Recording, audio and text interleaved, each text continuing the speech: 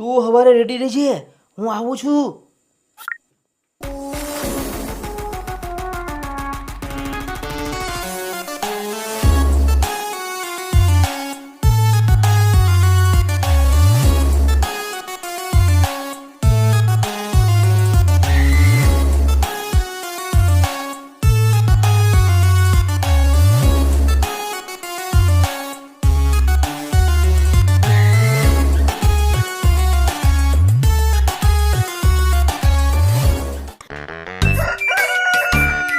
હાલો આજે સાબિત થઈ જાય. શું થયું છે પણ? તમને બતાવું હમણાં. શું થયું છે?